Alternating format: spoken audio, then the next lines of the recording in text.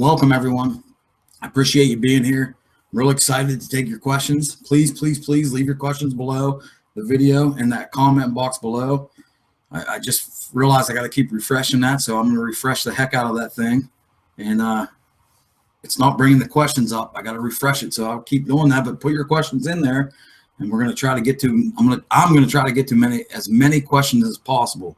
You're in the right place. This is the Dirt Soldiers MX Training Academy live questions and answers webinar Q&A. So we're going to get started right here, 7 o'clock now. We're going to just give a few more seconds for people to get logged in, and we're just going to get rock and roll on these questions. I already got some questions, so I appreciate people that already sent in questions. I got some through email too, so I'll be trying to hit the ones that I got through email also. And we're just gonna have fun. It's gonna be good. You'll learn something here, and something you can apply, take out, and apply to your racing and riding, and become a better rider without a doubt. Also, want to let you guys know, just bear with me here on a couple things. Some of the questions I got, I want to bring up pictures to that. I mean, in motocross, it's also always good to look at pictures so you guys can understand what I'm explaining. And I just don't want you looking at my ugly mug on the screen. I want you to actually see some of this stuff. So it's a little bit hard. I mean, it's not a problem. I'm going to be able to do it, but it just to switch back and forth through the screens. So just bear with me through that, and we'll make it happen so you can see what I'm explaining. It's always better to see it. Just a few things. Definitely welcome and thanks for joining me in today's Q&A. I really appreciate it. I'm really excited to take your questions. Please, please, please leave your questions below. I'll keep refreshing this page and checking that for you. See what questions we got. All right, we're going to get rocking and rolling here. This is the Dirt Soldiers MX Training Academy live questions and answer session. I got a bunch of questions in already. I appreciate that. I got a lot through email. I appreciate that. I just want to give you a little background on myself real quick. Just straight up, I've been riding for like 32 years, racing for 32 years, won a couple championships in C class, B class, moved up to A class. I was a struggling amateur, just like a lot of you guys are. I was no natural. I had to fight my way up through the ranks, and that's what I did, and it took a lot of discipline, drive, and determination to do this, and that's what I had. I had that, and I was thankful for that, and it really helped me. But back, I'm 42 years old now, and back when I started this game, there was only one motocross school you could go to, and that was Gary Semick's school, and I just couldn't get out there at the time. So I just had to watch these pros. I'm in C class, watching the A class, and I'm like, what are they doing? They're swinging a leg over a bike just like me. I can ride that fast. I know I can, but what is it they're doing that I'm not doing? That was just my goal, to always watch them and ask them questions. I asked them a lot of questions. And basically what happened down the road I met a guy from Arizona after struggling for so many years, trying to be, to get good, to be good. And I met a guy in Arizona, and he actually we just became friends. But at the time, I look back on it now, he actually became my coach, because he was an A rider, a pro rider at the time out of Arizona. And he showed me all these mistakes I was doing. And what happened was within like 2 seasons here in Pennsylvania, our seasons are not that long because we don't have year-round good weather here. It's freezing cold out right now, and we don't really start riding until April sometimes, not even into May, and we can only go to like October. So that's basically our racing season. And the stuff he showed me really catapulted me within them 2 years right up to A class, right up to the pro class, and I started winning some championships up there.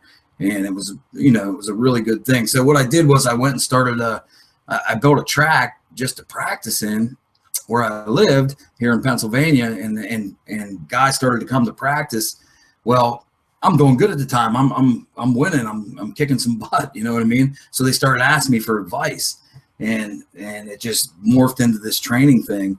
And I love it. I love teaching. I love helping other people. I love giving people, to see the light in their eyes when they get this, when they flow on a bike, when they don't fight the bike. It's one of the best feelings in the world. Okay.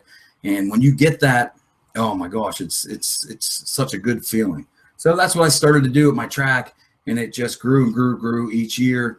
and it's, you know, grown to a big thing right now. And I'm kind of a low-key guy. I'm not out there big name or anything like that, like Semix or Bailey or some of the other guys. I keep it low-key at my place, and not really on purpose. It's just the way it kind of went.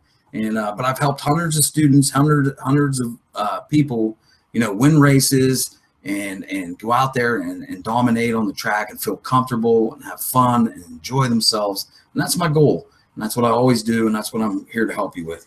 All right, just a quick background on myself. It's freezing outside right now. I actually did get to ride the last 2 days. It got up to like the 40s and 50s.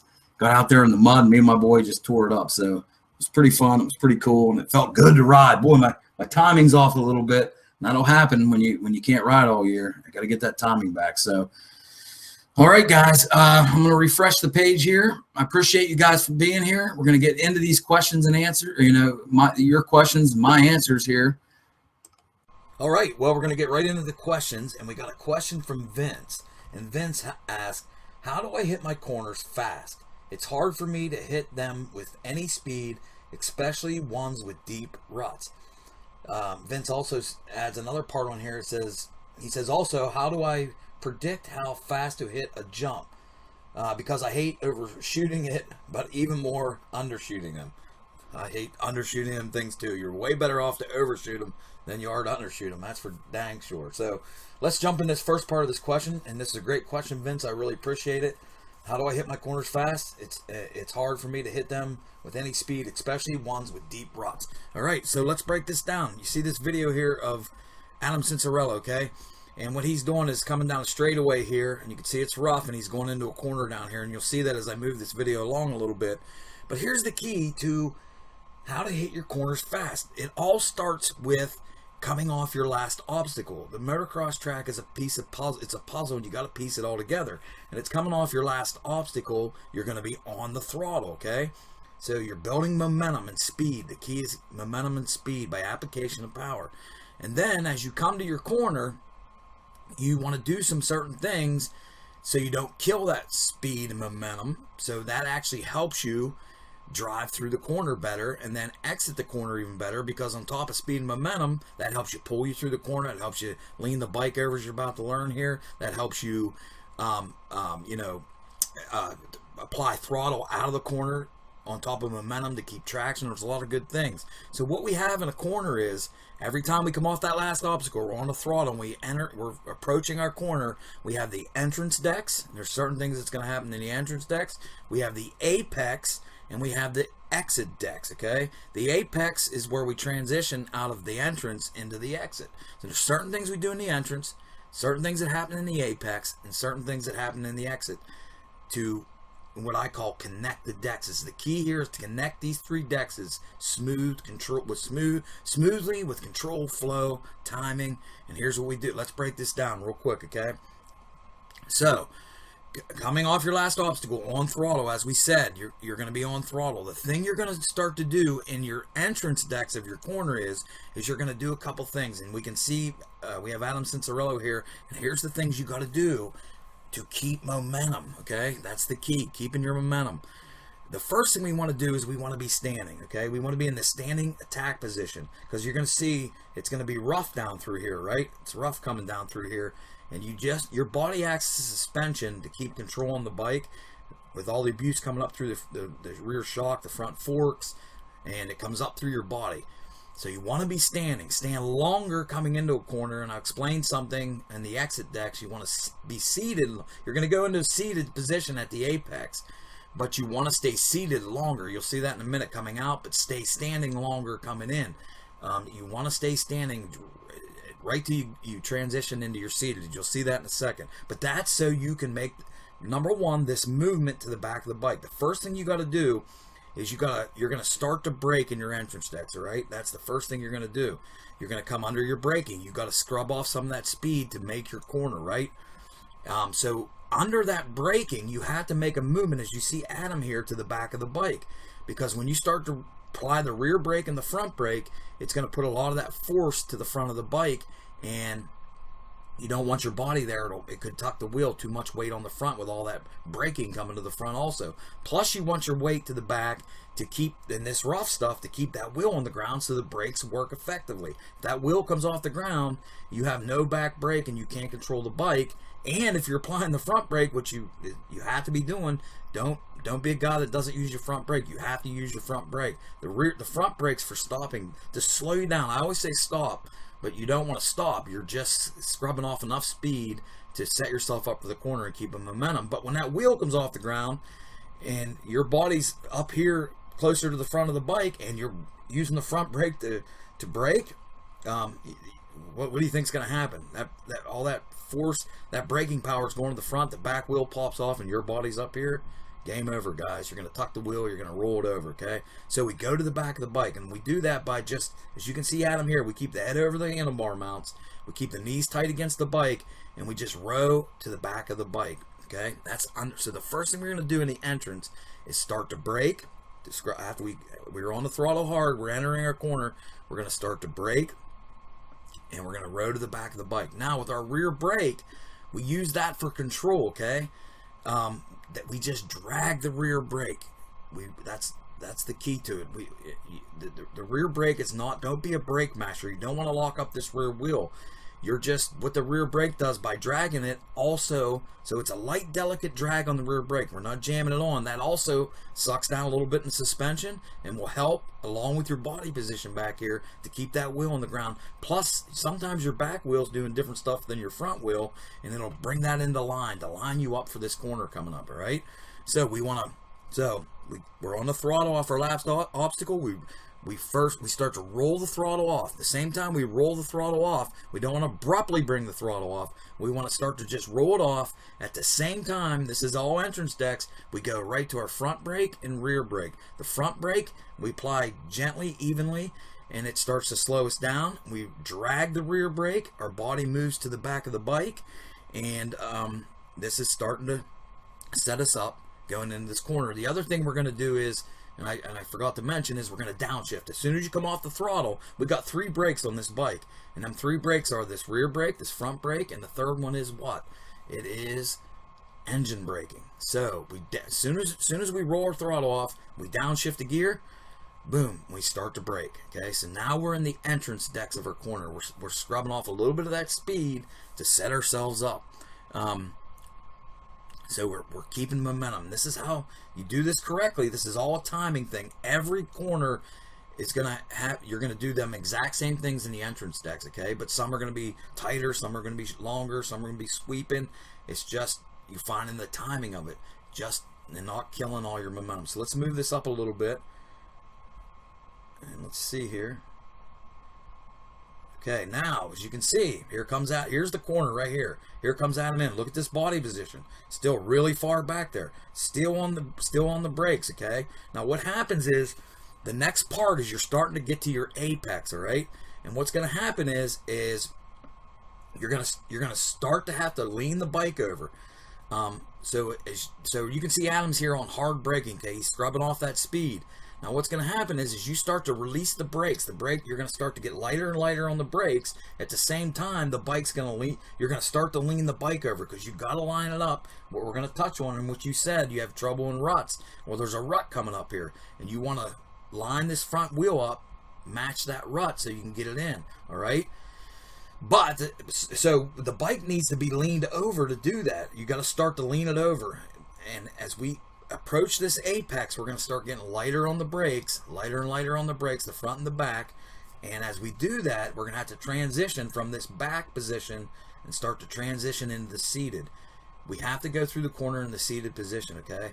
And the brakes, when the bike starts to lean over, the wheels don't have as much traction on the ground, so you have to find the timing. This is the timing of starting to release the brakes. As you start to release the brakes, the bike starts to balance out too. Under hard braking here, a lot of that force is going to this front wheel, so that's why your body's back here. But as you start to release these brakes and entering into your apex, you can start to transition more back to center of balance and then down into seated, and we'll see that right now. I missed it a little bit. Let's go back a tiny bit. See if I can hit this. It's kind of hard on this video. There it is. See, now here he comes. Here's the corner. And now, see, you're still on brakes. They're getting really, really light now. But look at that last picture where he was way back here. And now here comes the movement. Here's the movement you got to make to transition into seated. We go into seated in the corner because we got to lower the center of gravity. We got to lean the bike over and get our leg out. And we can drive a lot harder, and the corners are a lot easier in the seated. If you try to stand up, you're going to be top heavy. So this just don't work, all right? So there it comes, lighter braking. You're still on the brakes now. They're just very light, just applying light pressure on that rear brake, all right? Same with the front. Head still over the handlebar mounts. Keep it there. So here's our next thing. Let's look. So now we go to our apex, all right? Now what you can do here, let me touch on this too real quick. What you can do here is you're really light on the brakes. The bike's starting to lean over a little bit. See how the bike's leaned over? Remember I said earlier, that's why you're light on these brakes. These wheels don't have as much traction on the ground, and you're transitioning to the front. But you can now actually, on the brakes, front and rear, you can, right in this position, right here, as you're about to enter the apex, you can actually add a little power. And that's what I talked about in my last webinar, application of power, with the brap, brap, braps, brap, brap, brap, brap, brap. And if you watch that video, you've seen Jeremy Martin doing that coming into corners. What that does is get your RPMs up a little bit, and it's actually like cheating the system, because these bikes work better with the power on, right? So you're actually braking in the same time. This is what the pros do. Is you get better with this, it's more an advanced technique. You will start to use all these controls together at the same time. So you'll actually start to add a little bit of throttle right in this position here. Again, just a couple brap, brap, braps, and that's going to feed yourself in here. The other thing you're going to do here, guys, is you're going to go to clutch feed. Okay, you're going to pull your clutch to the sweet spot and have it ready. Don't pull it to the grip. You just go to the sweet spot right before it engages. And with them brap, brap, braps, and now you can start to feed it through this corner, and you control how much power you give and the momentum and the speed through this corner. The other thing I can touch on here too is, and you're talking about this rut, here's the key. One of the big keys is, see where he's looking, Adam's looking? You want to place and look to where you want to go in motocross. You got to look right to that rut, because what you're going to do is line this front wheel up to go into that rut, right in there with that rut, so that wheel lines up with that rut. If it misses that rut, you're done. You're going to cross rut, and you're going to get over top of it. So look to where you want to go. A lot of guys forget to do this, and it's crucial. They ride in what we call a 2-foot box, and they look right down here at the front of their wheel. No, look to where you want to go. Look where the start of that rut is. See how deep that rut is. Look what you, and that's how you're going to gauge how much you need to lean the bike over to get that front wheel in it. Listen, our front wheel is what we worry about the most, okay? That's leading us. That's the wheel. That's the tire and the wheel we want to stick. That's what's leading us through this corner, right? So, it's more important to have a good tire. It's more important to change the front tire than it is actually to change the back tire. You can let the back dance around a little bit, but with this brake on, it's not going to happen. That's lining everything up, but this front's got to stick, all right? So, look to where you want to go. We're transitioning now into seated. We're coming into our apex. And let's move it up here. So we might give a little brap, brap, brap right here to add a little power to keep control with clutch feed, all right? This is all things to keep momentum and speed through a corner. Let's jump it up. So here we go. Looking to where he wants to go. Now in the seated. Look, still on the brakes. A nice drag on the brake. That wheel's lining up. You can see the rut right here. He's got the wheel. Look how far the bike's leaned over. Now we're really, really light on the brakes right here. Really, really light, but we still have them on. We're still going to keep a light drag on that front. That front's going to pull this wheel back a little bit, and by dragging, feathering that front brake, it's going to allow this wheel to stick in that rut and not pop out, all right? So we drag. This is the timing of it. I hope you're seeing this, and I know I'm rambling on here, but I really want you to get this. This is the key to it, and the key is to keep them brakes. The entrance deck's all about braking right to the apex. Don't do what a lot of amateurs do. They jam on the rear brakes, jam on the front brake. Their body position's in the wrong position, and they kill all momentum. This is a timing thing right to apex. You got to find the timing in every corner and brake right to the apex. Our goal is to arc out of this corner from the apex into the exit decks to a light throttle by clutch feed. We're clutch feeding it now, and we're controlling this bike through. It's way leaned over, so we're on the power very light. Anytime you're on the power, the bike works better. So you're doing all these controls together. Look, the foot's still braking. Can't see the hand, but he's still braking on the front brake here to keep this wheel in. The bike's nice and leaned over. We're down in our seated position, head over the handlebar mounts. We're very light on braking. We're letting that momentum start to pull us through because we did everything correct back here in the entrance. We're letting the momentum pull us through. Our leg comes out now. The leg comes out just to, in case this bike leans over too far, you can kind of just come off the throttle and dab your leg so you don't fall over. If you fall over, you got to pick the bike up. People are going to pass you, right? The leg on the inside is not a counterbalance coming out. It's just to keep it from ripping off the peg. And in case you do lose traction here, you can just dab your leg down, keep the bike up, and then get back on the throttle. So here we go. That's apex.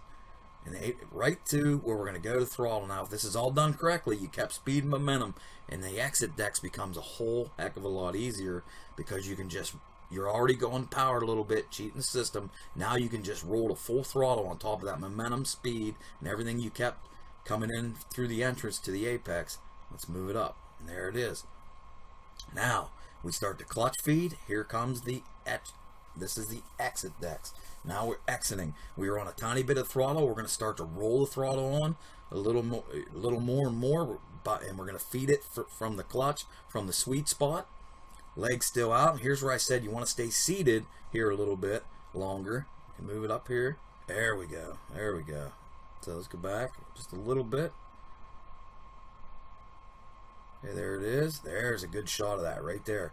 Right here is the apex where it transitions. You're starting to roll the throttle on, and you're gonna you're right now pretty much come off almost complete brakes. Maybe still a tad just on. You're about 1 second from going off complete brakes and rolling the throttle on, arcing to full power. And we can move it up and see that. There we go. Now we start to roll the throttle on. Now what we want to do here is we roll the throttle on. We're still clutch feeding. We're controlling that power through. We want to keep this head over the handlebar mounts. And as we start to apply full throttle, full power, let's move it up, see if I can see that. There we go. As we start to apply this full power, we don't want a lot of amp. Stay seated, okay? Because you want to pull this head forward even farther up over the handlebar mounts. And he's not quite there yet. That's going to happen. He's still, look, the bike's still leaned over. So you're still rolling the throttle on here, and that progressive arc to full power out of the exit decks. And I don't think I have that where you can kind of see where he drives hard, but that's what that's what's coming up next. Let's move it up and see if I got that.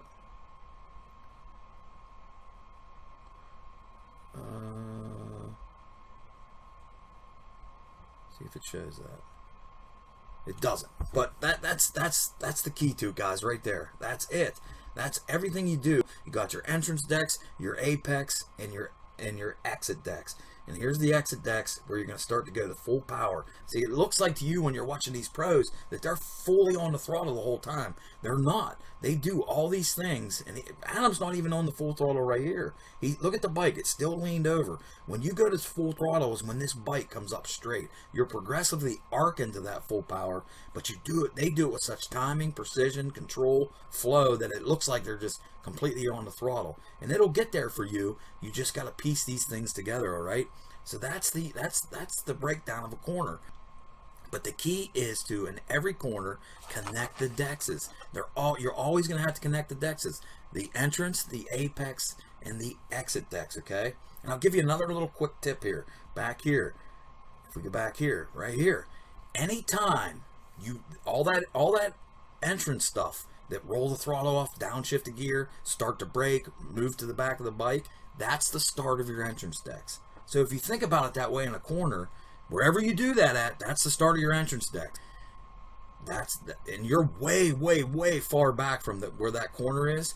It'll help you get it down correctly where you can find the timing better. So say to yourself when you're coming to a corner, okay, I rolled off the throttle, I started braking for this corner. This is now the end, my entrance decks. But you're way far back from the corner. Now you can say to yourself, man, I messed that up. I can go back and hold the throttle on a little bit longer. I want to start the entrance decks of that corner down a little bit farther. I'm coming off the throttle and starting to brake too early. And a lot of amateurs make the mistake of doing that. They brake too early and they over brake. And so just remember, as soon as you start to brake and roll the throttle off for your corner, that's the start of your entrance decks, and all that stuff has to happen. Find the timing on that, get it right. Hope that helps, guys. And we'll jump now to, let me show you something else real quick on these ruts. Wrong thing there, sorry. Here we see a picture of Villapoto, okay? Now he's starting on throttle here. He went through his entrance decks, all that stuff, got to the apex, and he's going to start to roll the throttle on out here. But the key is with ruts is, and where most guys make a mistake is, number one, remember when I said back here in the other video, you got to look to where you want to go, because this wheel is got to line up in this rut. So you got to look and put that wheel there by looking to where you want to go. You got to get the right lean angle. Most guys make the massive mistake of afraid to lean the bike over this far. Look at this bike. Look how leaned over it is. If you don't have this bike leaned over, what's going to happen is, and you don't line that wheel up coming into this rut, this wheel or this fork right here is going to catch. See this wall right here? It's going to catch this wall. See how that wheel's lined up perfect in that rut?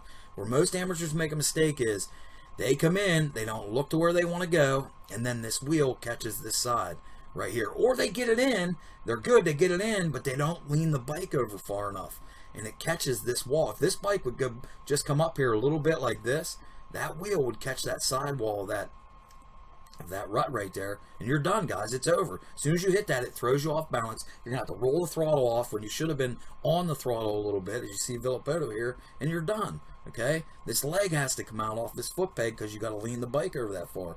That's why that, you know, your foot was down here, it would rip it off, throw you all out of whack, your body position out of whack, and you'd be done. Okay, so lean that bike over, and how you do that is you create a counterbalance down through this foot peg on the outside foot peg.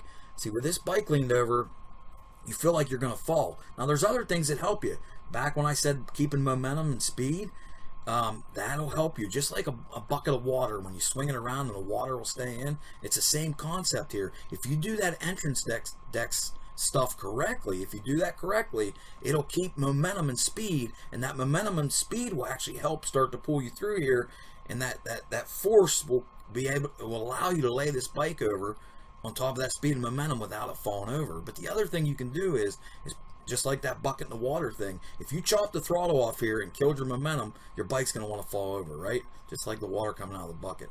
But the other thing, and I got to get to here is putting weight down through this outside peg. So you let the momentum pull you through. You're kind of on throttle here a little bit, feathering it. You're feathering your front brake, as you can see his finger there, and you're clutch feeding here, controlling your power through. Put the weight down through the outside peg, and that's the counterbalance that allow you to lean this bike over this far. You got to keep your elbows out nice and high, and that's the leverage you have between this elbow and your body to make a lateral movement to push your arms and push this bike down this way. Weight the outside peg, that's the counterbalance. Is going to give you tons of confidence to lay it over that far. The leg comes out, the wheel's lined up in the rut, and you're on throttle a tiny bit. Progressive arc to that full throttle. That's what Villapoto is going to do when he comes out here. You're looking to where you're going as you're transitioning through the corner, looking, boom, boom, boom. As you come out, and we've seen Cincerello in the exit decks, you look to your next point out of the corner, but you look through your corner here. You see his eyes looking right here where he's going. Boom, that's where you can see right now. As this corner, as you exit out and it comes up more straight, you look down to your next obstacle. So that's the key. Weight the outside peg. Look where you want to go. Line the wheel up coming in. Lean the bike over farther. Get the leg out. High on the tank. Keep the front wheel weighted. And you'll do these ruts without a problem. You'll get right through them. They're actually totally awesome once you get them down. The ruts are I call them the railroad tracks in motocross, because once you lock into them, you can just rail through these things, and they're great. But the problem is, most people don't get into them right, and they catch this wheel and it throws them off balance, or they get into it and they just don't use these controls right. They don't weight the front right. They don't brake right, and this bike will want to stand up. They don't lean the bike over far enough, and it catches this sidewall, guys. Hope that helps. I know I gave you a lot there, but there's so much to corners, and the corners are the key to it all. Races are won and lost in corners. That's where they're won and lost. And to jump on this second question, part of this question, how do I predict how fast to hit a jump? Because I hate overshooting them. Me too. But even more, undershooting, definitely hate that. It's built through these corners, guys. These corners are what mess up speed and momentum. Because if you overbrake that entrance deck, you screw it up. Now you're thinking about getting back on the throttle hard. You're losing traction. And this is all leading up to, because I guarantee you we can't see this track, but coming out of this corner is probably a jump. Or whatever. Even a set of whoops is a jump in a sense. It's a rhythm section. You know, so if you do this all correctly and get this down with flow, control, momentum, it makes coming to these jumps so much easier. You come to them now with confidence, speed, flow, and you're not just at the last second trying to brap on the throttle and judge the distance to get over this jump. It's a lot easier coming up to the face of it with all this speed and momentum. And most jumps you'll find are in that 50-foot range. And once you start to hit them, you get them down and you practice them, and you've got these corners, exit, and you're connecting the decks is all great, entrance, apex, and exit. It becomes so much easier because you just come out of that corner with flow, momentum. You come to the face of the jump, and there's some stuff that happens in the jump, and I'll touch on that a little bit with compression and rebound, but it makes it so much easier. Then the more you do them, the more you are able to judge jumps. And on top of this speed and momentum, it makes it real easy. So I hope that really helps, guys. We'll move on here, but thanks a lot for your question, Vince. That was a great question, and I hope you got a lot of value out of that. I talk fast and I get going, but I really want it to sink in and really get into your head, and I appreciate that question. We'll move on to the next one. And let's start with Jim. We have the bottom question that says, I want to learn to scrub and whip and stay low so I don't over jump. Okay. So let's start with the scrub and whip. Let's start with this scrub. And thanks, Jim, for the question. That's a good question. I appreciate it. Listen, here's the first thing in the whip and the scrub, guys. A lot of guys come to me right away to the school, and the first thing they say to me is, I want to learn to jump, or I want to learn to whip and scrub. Okay. But you got to back up a minute, and you got to get everything down first. You got to get good body position, good application of power down first before you move on to these jumps, because the application, the way you use your 5 controls and the way your cornering sets up to be confident to do these jumps. If you're not confident coming into a corner, out of a corner, listen, the corner set is the key to everything, guys. It's the key. And if you don't set that up and you're not confident even going into a corner, there's no sense to even trying to jump. That's my first piece of advice on this. So, feel confident in that area first. Get these corners down. We're going to touch on that in a minute, and feel confident on your bike before you start to go to jump, especially if you're a motocross racer. Okay. Jumping's definitely part of the game here, and we got to learn to jump. There's no doubt about it. Okay. But you got to feel confident in all the other areas first. You got to feel confident in your bike coming into the entrance decks of a corner, coming out of the exit decks of a corner, and doing that with speed, momentum, and flow. That sets up everything else to jump, scrub, whip, okay? But to scrub, and if you're a new guy at this, scrub's kind of getting advanced technique, so you want to take this slowly. And the first thing you want to learn in the scrub is, and if you can see this video, the very first thing is you want to learn to absorb that rebound, okay? Off of every jump, you're going to get compression and rebound. What you're doing in the scrub is you're absorbing that rebound so you can stay lower off a jump. So you can see, I think this is Nelson here. What happens is he's kind of squatted down here a little bit, as you can see. But the first step in this is to stand taller on your bike, a little bit taller. You want to be in the neutral position, your head over the handlebar mounts, elbows nice and high, but you want to stand a little taller. And the key is to it, as you can see, his suspension here is compressed as you're coming up the face of the jump. You got to get it. Motocross is so much about feeling. It's about feeling what the bike's doing. You got to get a good feeling of this compression and then feeling it rebound as you, sorry, hit the play on that, feeling it rebound as you come up the face of the jump. And what you want to do is stand a little tall, be light on the pegs, light on these foot pegs. And as it rebounds, as you leave this jump, you want to drop down into that rebound, okay, into the rebound of the suspension. You want to drop down into it. That's the first step to learning a scrub. And so you got to get out there and practice that. Go find a tabletop, just take it nice and easy and start to feel your compression and rebound standing a little taller and light on the pegs. And as that rebound happens, you drop down like you see Nelson right here dropping down into it, okay? The second step to a scrub, so you get used to that. The second, I'm going to move this up a little bit. You can see he's scrubbing pretty good there. I went a little bit too far. Let's move it up a little bit. It's pretty close angle there, but this gives you a good idea. The second part to a scrub is leaning the bike over on the face of the jump. You have to lean the bike over, okay? And this is where a lot of people have problems right here. They can get that coming up to the face of the jump. The bike's compressed, and then it rebounds, and they can be light on the pegs, and they can drop down and keep the bike a little lower, cancel it out. Guys can get that pretty quick. But where they have trouble here is right here, leaning this bike over. As you can see, as far as it's leaned over already, and his front wheel hasn't left the face of the jump. So you got to get comfortable with leaning this bike over on the face of the jump. If you don't lean the bike over, you're not going to be able to scrub, okay? And it's just the same concept as leaning it over in a corner, leaning it over anywhere. You want to have your elbows nice and high, and your upper body is going to be nice and loose with your shoulders facing where you're going to the front of this jump, and you're going to use your arms as a lateral movement to push that bike over the side. Now, key here is you want to have good tires, okay? Tires are so important in motocross. It's unbelievable, especially the front tire. You want to have brand new tires on this bike, all right? That's going to give you the grip to really lean that thing over to the side. So that's the next step. You want to start practicing that.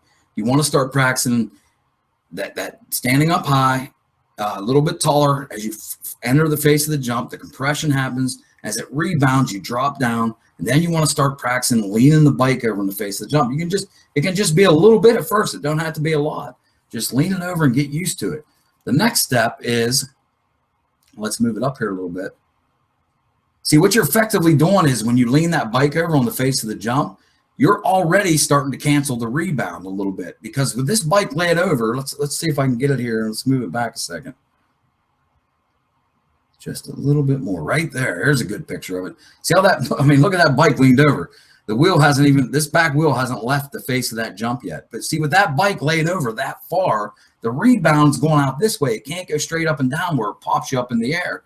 The rebound is not going to come straight up through here. The shock's going this way and it's coming out. So when you lean it over, what Nelson's doing here is effectively canceling rebound just by leaning it over this far in the jump.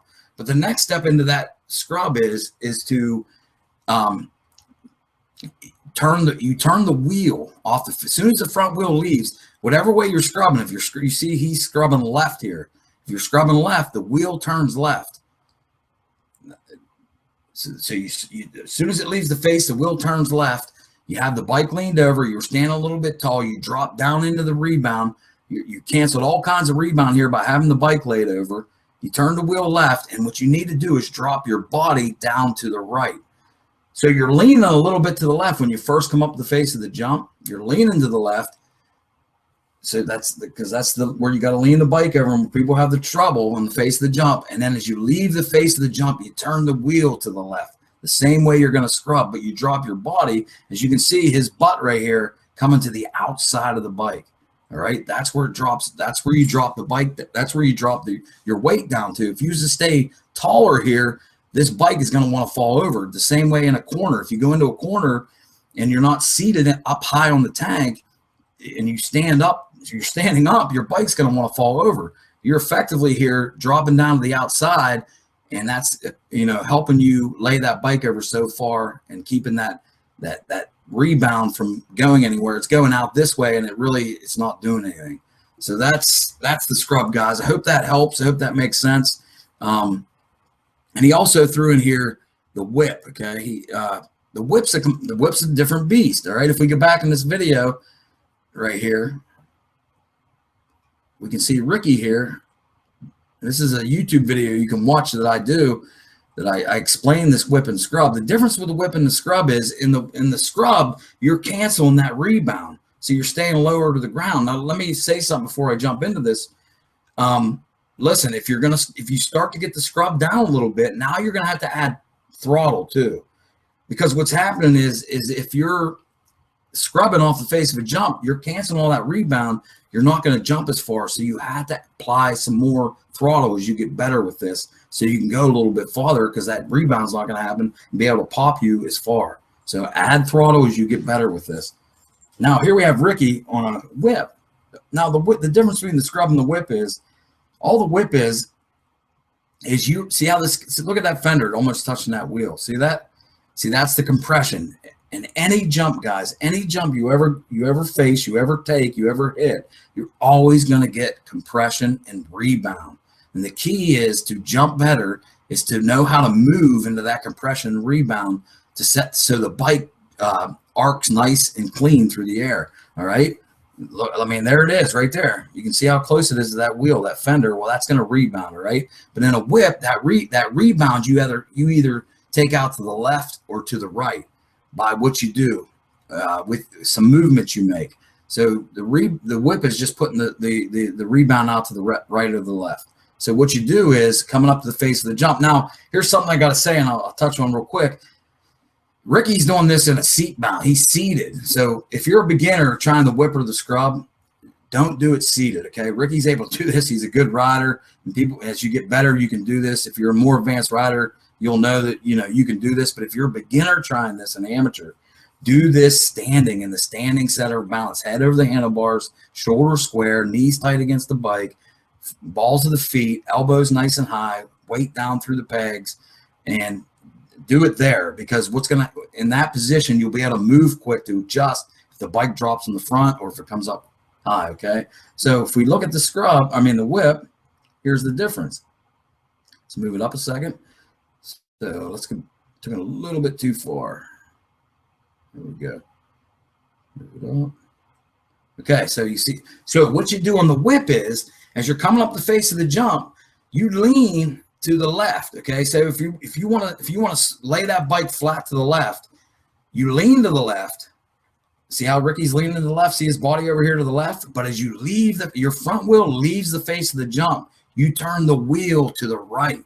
That's opposite of the scrub. If you're scrubbing left, you come off the face of the jump, you turn the wheel to the left, and you drop your body to the outside of the bike. So whatever way you're scrubbing, that's the way you turn the wheel if you're scrubbing. But if you're whipping, you come off the face of the jump, lean to the left, you turn the wheel to the right. And what that does is it'll lay the bike over to the left, but it'll put the rebound in the back of the bike out to the right. Hope that makes sense. And look, you can see it here. Let's move it up. There it is. See the wheel still turned to the left. See this rebound going out to the right? You can even see it coming farther here. So let me move it up there. See how far that bike's out to the right? So you come up the face of the jump, you lean to the left. As the wheel leaves the face of the jump, you turn the bars to the right. That'll lay the bike over to the left, but it'll put the rebound out to the right. Now, all you do in the air right here is you reverse the movement. You bring your body position back to the center of the bike, because you were leaning to the left coming off. You bring it back to the center, and then you turn the wheel back to straight, and that'll straighten you out for the landing. And you can kind of see it here if I move it up. There it is. He's kind of bringing it back. And yep, right there. So I hope that makes sense. I hope that helps, guys. Is that that's the difference in the whip and the scrub. The whip and, they're great. They're great. The whip and the scrub are awesome things to do. I mean, the scrub, we always want to be on the ground to apply as much power as we can. That's how the bike you gain control of the bike, is on the ground, on the power. So that's, effectively we're staying lower off of scrubbing. We're staying lower.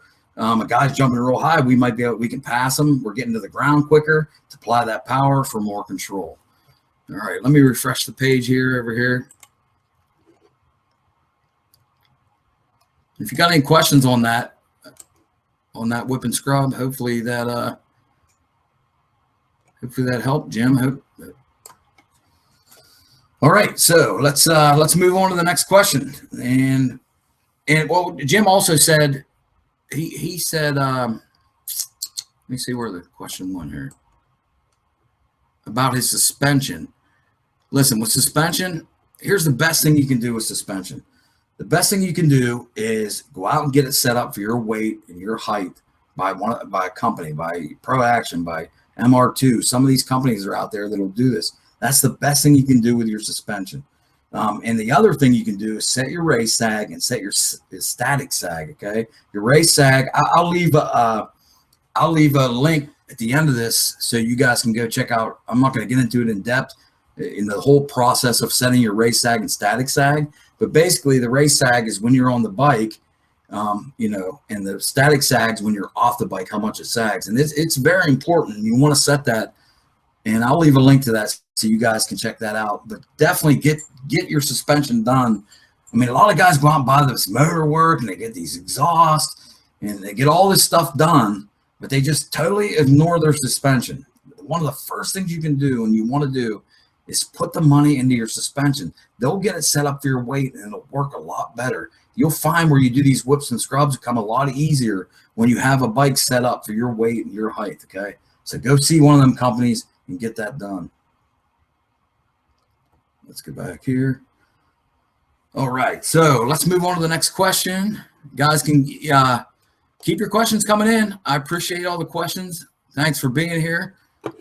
Hope that really helped in the whip and the scrub. If you're an amateur with that, take your time with that. Just first get used to compression and rebound, feeling that in your legs as you leave the face of a jump. You're always going to get compression. You're always going to get rebound, and you got to get used to feeling that. I said, yep, there's an image too. All right.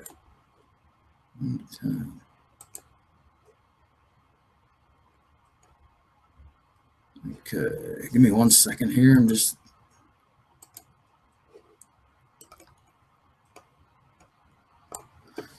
Okay, our next question we have on the page is, I have a friend who mentioned upper body strength axis. Do you know, or can you explain this part of body mechanics? Okay, and this is from David. I appreciate the question. I'm not sure exactly what you're saying here, David. If you can elaborate, I'd appreciate it. But what I can tell you about the upper body in motocross racing is a couple things. And here's what I think you mean. Let me get out of here and show you something else here. So hopefully you guys can see this picture now. You can see these guys on the bikes right here. Okay, so he asked about the upper body. Here's a couple things I know about what I can explain to you about the upper body. Number one is you have the frontal plane and you have the back plane, your back part of your body, okay? Now, the front of your body takes abuse from coming up through the handlebars into your arms and into your chest. So you want to build that. You want to, get out there and build the strength in your chest and definitely your abs. Okay. Your abs are very important here. The abs are what keeps, as soon as guys get tired, if they don't have a strong core, what they'll start doing is hunching in this back. This back will get tired and they'll start kind of dipping, like you kind of see this guy doing here with his arm down. They'll start dipping to the right or the left. It throws them off balance. So the core is very important. The upper body is important, but the upper body is when you're gripping on this bike, your legs grip it more and the upper body stays nice and loose. The upper body makes lateral movements to flow with the bike, okay? So you don't need a crazy big chest. That's where you see someone like Arnold Schwarzenegger and they're like, man, you don't want to get that big. But you do want to have strength for the abuse that's coming up through your arms into your chest. Now the back, your upper back's going to take more abuse from what's coming up through your shocks, your front forks into your arms and right up here in the upper back, okay? So that's why a rowing machine, you see a lot of motocross riders use a rowing machine because it strengthens this upper back and it helps with how you turn these handlebars, how you're leaning, you're making lateral movements to the left and to the right here. And that's, you need that strength up there, but you also need your lower back, which is part of your abs, to be strong also, okay? So you need to do exercises that'll keep this lower back strong. You got to keep it strong. What also plays a part in that is your hip flexors, okay? See, you're going to make movements on this bike. You're going to flow to the back of the bike. You're going to go from here down into sitting, and that's part of the hip flexors are actually part of your abs too. And you want to have them nice and loose. So stretching's big for them. And you also want to have them, build strength in them to make these movements. Because what happens is, as soon as guys get tired, as soon as these legs start to get tired, an amateur who sits a lot while riding, and I see them at my school, as soon as they come, the first thing that gets tired is these legs right here. As soon as they start standing, and as soon as you get tired, guys, it's game over. All right, girls too. If you're on, it's game over. I mean, it's you start losing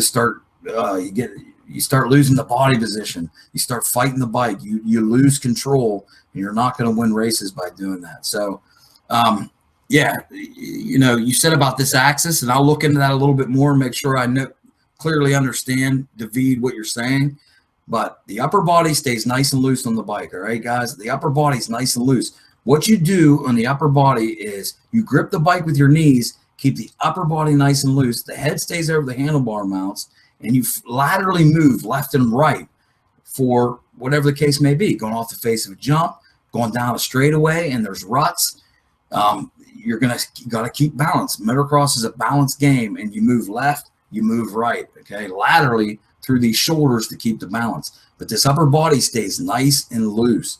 You should be able to take your hands off the handlebars and grip this bike with your legs in this position right here, and just easily put your hands back on the handlebars. All right. Don't grip here tight and put a lot of weight from your back. See, when guys get tired, the other thing they do is their upper back gets tired. The upper part of their back gets tired, and they start putting weight, too much weight down through the front end of these handlebars. All right. How you weight the front is by this head being up here over the handlebar mounts. The body looks like this, and the back part of the body is back towards the back, and that keeps an even balance on the bike for the situation you may be in. So I hope that helps. Glad you guys are here. I'm excited. Thanks for being here. Appreciate it. And listen, if you want to learn all this stuff and you want to work one-on-one with me, there's a button below the video. You can join the Motocross Training Academy, and you'll learn this and so much more in that program. It's closing in 2 days, so get in. You can get in right now for $197, and you can work. You're going to learn this leading up to working with me June 11th and 12th, and you'll learn all this stuff. But let's move on to the next question. And the next question is from Justin, who says, no, I'm sorry, it's not Justin. Let me move it down. From Thomas. This is my second year off-road racing, and the bike I ride is KX250. I'm racing this weekend at MotoCon in Las Vegas, Nevada. One of the courses I'm racing is in all sand, and I've never raced in sand before. I was wondering if you have any tips for me regarding to taking corners in the sand. Yes, I do. All right, here we go. Listen, guys, in the sand, you got one of the keys in sand is keep momentum, okay? You can't let the front drop in sand. So what you're going to do, if you see this picture of these guys here, you're going to want to come back a little bit, row to the back of the bike with the knees tight and come back. So the head's going to come off these handlebars a little bit, and you're almost kind of like where this guy is, but down a little bit and back a little bit farther. Because in the sand, you don't want that front dipping in real hard. It's going to stop you dead, okay? Another thing about the sand is the sand will suck the power up real quick. When you leave that throttle off, that thing is going to slow down very, very fast, okay? And all that weight's going to transfer to the front, and it's going to dip that front into that sand where it's going to usually pitch you over the bars. So if you, I don't know if any of you guys were on my last webinar where we talked about application of power, okay? And Thomas asked here tips for taking the corners in sand. And if you watch that application of power, and if you guys didn't, what I talk about is how the bike works better with the power on. When you're on the throttle, the bike actually works better. It's designed that way. It's designed to work better on the throttle. Another thing that will help you in sand on the throttle is when you're on the throttle, it puts the power to the back wheel. As you can see here, this back wheel, and it keeps the front a little bit lighter. So what you can do is in sand going into corners is you can actually brake a little bit earlier than you would normally on like hard packed. So scrub a little bit of speed off a little bit earlier, and then so that allows you to get on the throttle a little bit quicker, and you can kind of start to progressively apply that throttle leading up to that corner and driving into that corner. And so it's going to be a light throttle driving into the corner, and then you're going to drive out you're progressively going to go to a full arc of power coming out of that corner. And what that'll do is that'll keep that front a little bit light going into that corner. So Thomas, when you're at this race, try this. If you get out for a practice session, notice how if you try to do, an old way of just riding on a pretty hard packed track or a track that's pretty groomed like the one you see here, you can go into a corner with a lot more speed and roll the throttle off a little bit quicker, and it's not going to just suck, it's not going to dip the front down anywhere on the track that looks like this and just flip you over the bars. So try going into some of the corners when you're practicing, leave off the throttle a little bit earlier, but be progressive on that. Don't chop it off real quick. That thing's going to dive real fast on you in the front. Slowly start to leave it off, but do it earlier and then apply some throttle just a little bit. See, there's a technique where as you get better, you'll learn that you're applying all these controls. You have your clutch, your throttle, your front brake and rear brake and shifter. You're kind of using these controls together, okay? So what you can do is you can actually be braking a little bit, but staying on the throttle also, just a light feather of the throttle. So you're giving a tiny bit of throttle, still keeping a little bit of the RPMs up, but you're also braking at the same time. This will severely help you because it won't let all that weight transfer to the front. It'll keep the front light a little bit. And this is the key in sand, okay? And so try that. Try scrubbing a little bit of speed off, but not abruptly, slowly, a little bit, before the corner, before you actually start the entrance decks of the corner where you're going to go into your rut or whatever the case may be in that sand. Drag it off real slow a little bit as you're braking, but keep on the throttle. Don't abruptly come off, and then start to power pulse it a little bit, leading into that corner so it keeps the front light, and then drive into the apex and now the exit decks of that corner. The other thing you're going to face is sand. It gets so many lines, it's crazy. So these upper body movements where you've seen, where I was just explaining earlier, you're going to have to do a lot of upper body movements. You're going to lateral movements where you're going back and forth across the bike like this. The head stays centered, the shoulder stays squared facing to where you're going, but you move laterally back and forth across the bike. And what that'll do is you're flowing on the bike that way. You're letting it flow because you're going to be hitting all kinds of different ruts. Boom, boom, boom, boom. The way sand is, it just creates ruts as you come through. So you got to flow through that stuff and keep momentum, okay? You always want to keep momentum. The way to keep momentum is not to over brake and to stay on your throttle as much as possible to keep the light, the front of the bike light. All right, I hope that helps, Thomas. Okay, I'm going to take one, guys, from an email I got here. Here's one here's one I got, and this was from Caleb. Mentally, the fear of getting arm pump kills me. The minute I think my arms are tired, they get 10 times heavier, and it's almost impossible to ride. Okay, think about this question, what he just asked me. Mentally, just the fear of getting arm pump kills him on the track. The minute I think my arms are tired, they get 10 times heavier, and it's almost impossible to ride the bike. So what he's doing, Caleb, you're doing here is you're actually thinking about your arm pump before it actually ever happens. He actually has a fear of getting arm pump. So what you're doing there is you're taking a focus to your arms. Listen, where you in motocross, you focus to where you want to go. You want to go forward. You want to go into corners. You focus in lining up that corner to put your front wheel in. You focus ahead from point A to point B. So you come off a jump and you got a straightaway to a corner. Well, you focus from landing that jump down to that next corner, okay? And where you focus is gonna focusing on them arms, and before it ever even happens, is something you definitely want to eliminate, okay? Well, where you focus, you will go. So your body is going to actually start to put more weight, and we're still in this picture, down through these handlebars, okay?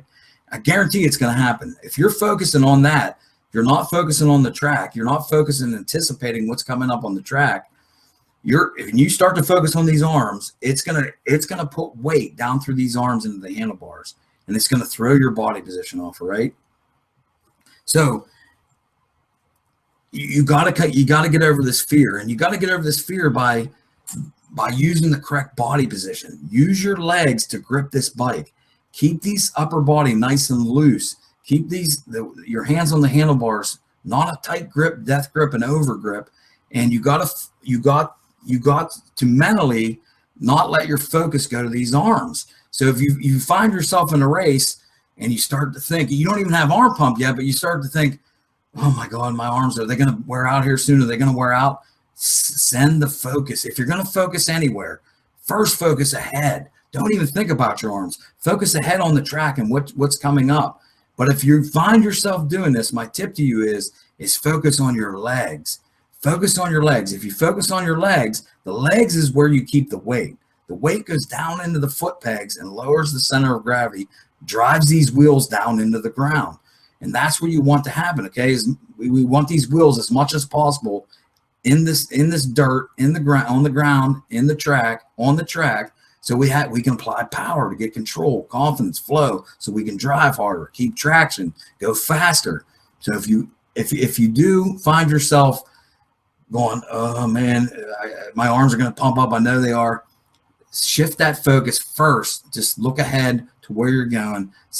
Put the second focus, if you can't stop it, put the focus into your legs. Think about your legs. What will happen is when you grip these legs and these knees tight against the bike and you put the weight down in the foot pegs, it'll loosen this upper body up, all right? And you won't focus on them arms. Another key to that is, guys, is to keep this head over the handlebar mounts. Crazy critical here, okay? What this does is when the head comes over the handlebar mount, you bring it forward a little bit, it actually brings these arms up, straightens this back in this line here, and get you in the correct body position. A lot of guys get arm pump from bringing this head off these handlebar mounts, especially when they're driving like out of a corner. When you start to drive out of a corner and you apply a lot of power to this back wheel and your head's already back a little bit, it pulls this body back even farther and pulls on these arms, and that's where you get the arm pump. You actually, if you're driving out of a corner and your head's already over the handlebar mounts, you actually want to bring it even a little bit farther forward where you can actually look down at the front of your number plate right here, okay? So when you're going to apply your full arc of power and all your power, come forward a little bit, even more, up over the handlebars even more. That'll keep you in the correct body position for applying all that power and not pull on your arms. The head over the handlebar mounts is critical. Hope that helps. I thought that was a great question. You know, you got to get over that. You can't actually start focusing on your arms before they even pump up. Okay, focus on your legs, focus on the track ahead. So you guys pumped? You having fun? You enjoying this? Questions and answers? I hope it's really helping. And let's keep going here. Here's another thing, guys, too. Have fun. Listen, get out there and have fun. Enjoy what you're doing. When you're not, you're stressing and thinking about it too much. You know, your body tenses up. Listen, one of the worst things you can do in motocross is tense up. It's one of the worst things you can do. You have to be free. You have to be loose. You have to flow on this bike. And you have to move more than you realize on this bike, especially laterally through the shoulders and flowing to the back and like that head over the front to the front of the bike. And what a lot of amateurs do, and a mistake I see, is they freeze because they get nervous and they're tense. And when you're nervous and tense, you freeze in a certain position. It's one of the worst things you can do in motocross racing, or even woods riding or anything. It's one of the worst things you can do. You need to flow on this bike. And one of the keys I found through my motocross racing career was when I was training hard, I was doing good, and I was winning the A class, was I decided to finally just have fun. Like, I'm going to have fun. I put in the work. I know what I did, but I'm going out there and I'm stressing that I'm doing everything perfect and I'm doing everything right. And it created tension in my body, okay? And it's one of the worst things you can do in motocross racing is have tension in the body. You got to be nice and loose. And when I decided just to have fun, just relax. Okay, maybe you're still making some mistakes. Maybe some stuff's happening. You're making mistakes, but that's all right. Just learn from the mistakes, and the mistakes aren't as bad if you're just loose and having fun and relaxed. All right. So have fun, enjoy it. That's what this thing's all about. Enjoy the process. Enjoy the ride. Enjoy every freaking piece of it. You know, it's the best thing you can do, guaranteed. Okay, I use CrossFit as my fitness medium. Any thoughts on other exercises that jive with CrossFit that will help my riding? Here's tips on fitness, guys. And this is what I learned over years and years and years of training, okay?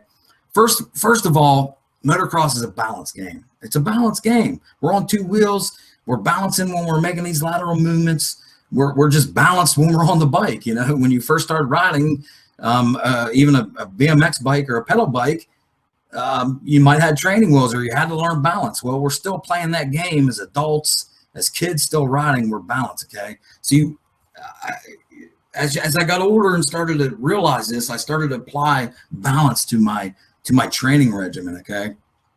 So a lot of, the bossa balls and just standing up on, like doing squats, going up onto a bench, because you got to balance when you go up to do that, all right? So it's a lot of balance. And also I learned that you don't have to be so stressful about your training, okay? And what I mean by that is these magazines, how many magazines are on the shelves? Tons of them. Men's Fitness, Men's Journal, Men's Health, blah, blah, blah, blah, blah, blah, blah, blah. And their job is to put out articles every month, okay? So they got to come up with new stories every month. So what I found is a lot of people they're just constantly jumping around. Like, is this the one to do? Is this the workout to do? What should I do here? Because you're getting fed so much information from these magazines that have to put out new articles every month, all right? In motocross, you just want to focus on what you're going to be doing, okay? Your core is huge, okay? You want to have a strong core. Planks are awesome. Just your basic sit-ups are awesome. Your upper back you want to strengthen your upper back. So you want to work the back. A rowing machine is great for that, and you want to keep it more endurance level. Okay, so you want to do a little bit of higher reps, and 3 sets of 15. Say, for example, if you're going to do, do bend over rows, you want to do like 3 sets of 15. Now we're getting into the motocross racing season now. Everyone's starting to get there. The ideal situation is to build your strength in your off season. Okay, you still need strength in motocross. Okay, but you want to build a strength endurance. You don't want to be an Arnold Schwarzenegger, but you want to build like, Lance Armstrong was notorious. There's a trainer out there called, his actual name is Carmichael. I forget his first name, but he's one of the guys that trained Lance Armstrong, and he built this endurance strength. There's a difference between the strength of Arnold Schwarzenegger or some of these guys and your strength endurance. And for motocross, we want to build a strength endurance, all right? And that's a little bit lower reps in your off season to build that strength up, but still keeping the cardio in there. It's a fine balance between, not doing too much strength and not doing too much cardio. And you want to do this in 4 to 6 week intervals. So you build your strength 4 to 6 weeks, and then you switch it up and you go to you're still lifting weights, but you now change the reps up and you go to more to a endurance kind of reps. 3 sets of 15 is a good example of that, all right? And then you start to up the cardio. And what you're trying to do is peak to come to your racing season. That's the goal too. But the point I'm trying to get across is don't over stress on this, and don't be looking at all these. Just come up with a decent program. Listen, the first program I ever did was called Body for Life. It had nothing to do with, it wasn't even remotely close to motocross. And you know what it did? It made massive improvements for me. It really did. When I decided to finally take fitness seriously, which I just lacked forever, and when I did, it made all the difference in the world. And I did a thing called Body for Life. If you guys are familiar with that, you can look it up. It has nothing to do with even motocross in any way, shape, or form. But it worked, because as long as you're doing something, you're pushing yourself and you're building your muscles, it's gonna help. And here's the thing you're gonna learn too. And a lot of you guys will know this already that train. If you guys are on this webinar and you train a lot, is I don't care what you do. I've trained so hard over the off season to try to get every muscle that was going to be affected when I raced my first race, or I went out for my first practice. And I don't care how hard you train and what you do, there's nothing that when you go out for your first practice that you're still going to be sore the next day. No matter how hard you trained all winter, you're still going to be sore, guaranteed, because motocross hits some of these stabilizer muscles, and it affects these. And there's another thing that happens is vibration. We have a lot of vibration where you're vibrating through your arms, through your legs, and through your back that you can't get while you're training. You know, the one thing that I think would maybe help, remember that old thing that it was back in the, I don't know, 70s or 80s, and it was a band that went around your waist, and they said it made you lose weight, and it would vibrate. Well, you know what? I actually think that would be a good thing for motocross, because there's a weird thing with vibration that's coming up through the bike that affects the muscles, all right? So I don't care what you do, training in the off season, you're never going to be able to hit the muscles that the motocross hits your first time out. So that key is to ride. You know what they say, being on the bike's the ultimate training, and it's very true. Okay, so go out there and, you know, just find a good program that builds strength endurance, a good program that builds your cardiovascular system. You want to stretch, you want to be nice and loose, because we got to be loose on this bike. Definitely want to add some stretching there, and just whatever program you have, work that program and do it 4 to 6 weeks, switch it up, go to a different program, and keep balance in there also. So you want to throw a lot of balance in, planks, bossa balls, step ups onto boxes, and that'll help. All right, guys? Hope that helped. So we're going to move on here. Okay, next question comes from Justin. He's a KTM. Thanks for your question, Justin. I appreciate it. Thanks all you guys for your questions. I really do appreciate you guys being on here and throwing your questions at me. KTM 250 SXF Woods Rider. I'm a short guy. Me too, Justin. I have that. I'm a short guy myself. Tired of not being able to dab foot. Can't really have maximum fun in wet or muddy conditions. Anyway, suspension is at my tuner and will be shortened up in a few inches. Think this would limit me any? No, that's not going to limit you. I have the same problem. I'm terrible in mud. I hate muddy conditions. Because I am so short, okay? So I was never that good of a mud rider. I always sucked in it, basically. And no, that'll actually help you a little bit. That shouldn't limit you at all. You don't want to go too crazy with it and shorten it too much. But, you know, you're a woods rider, and it's a little different situation than motocross. Them woods get crazy sometimes with the mud and the way your feet are down a lot when you're going through the woods, going up some of these rocky uphills with tree stumps and these massive rocks. Okay, and you're not going to be affected the same as motocross, because motocross, the suspension, the compression, and the rebound over these whoops and breaker bumps and jumps and all this stuff is not as you know, in the woods. It's a little more. Don't get me wrong, you're hitting more stuff you're hitting some crazy stuff in the woods too, but it's not at that high speed, real fast pace where that suspension's compressing and rebounding real fast. Where in motocross, that's what it's doing. And a lot of times in wood riding, the enduro series and all that, you go at a certain pace, and that pace is a little bit slower. It's not as crazy application of throttle, power on, power off hard, braking hard. So I don't think that's going to be a problem for you at all. And that's probably a good idea, especially in the woods. Hope that helped, Justin. Okay, here I'm going to go to another question here off of I got off of the email. I don't want to miss these guys that put some in through email. Here's a question that I like, guys. And this came from Ryan. And Ryan asked, how do I use the rear brake for control? All right, guys, here's how you use the rear brake for control. The rear brake is not used to stop you. It's got a little stopping power. The rear brake is more for control than it is for stopping power. The front brake is the brake you use to slow you down the most. Okay, now listen, we don't want to overuse either one of these brakes either, because the key in motocross is to keep momentum, keep your speed. Momentum is our friend. Momentum makes everything work easier. Momentum helps going into corners. The momentum will pull you through the corner to allow you to lean the bike over farther. So momentum is our friend, and we don't want to kill that momentum by over braking. And what we can do with the back brake is, and where a lot of amateurs go wrong with the back brake is they're what I call brake mashers, rear brake mashers. it's just what we think, guys. It's kind of engraved in our DNA. It's a rear brake. We just think, jam that thing on, okay? And it's not the way to do it. When that rear wheel locks up, you lose all control. It's over. Game over. You lost control. What you need to learn to do, and this is one of the key factors to use your rear brake for control, is you need to drag it, okay? Feather it. You feather the throttle, you feather the clutch, and you feather the rear brake. What this does is you never want to lock up the rear wheel. It'll happen sometimes, okay?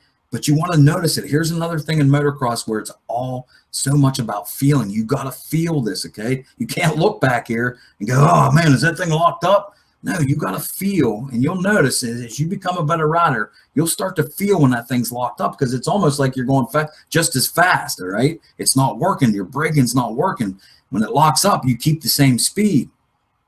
So what you do is you got to learn to just put a light drag on that rear brake, feather it, okay? And keep the wheel still moving, but it's not locked up. What that does is it sucks down on suspension. It keeps the wheel on the ground where we want it. When you're dragging that rear brake, it won't let this back. So if, say you're coming into a corner and you got a lot of breaker bumps, all right? Well, you want to put a drag on that rear brake, and that'll keep this suspension sucked down a little bit, and it won't let that wheel, that rebound happen as much and pop that wheel off the ground, where when it pops off the ground, you're done. It's not helping you one bit at all with that wheel off the ground by braking, you know. So you want to learn to drag that rear brake. Listen, I've known pros that, and myself included in this, that, and me not as bad, but I know guys that would wear their brake shoes out one day of practicing. That's how much they drag this rear brake. As you'll learn as you get better, you use this everywhere. Once you got to get a feel for this.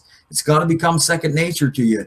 It's a light, delicate thing where you go from too much brake on that rear brake to where the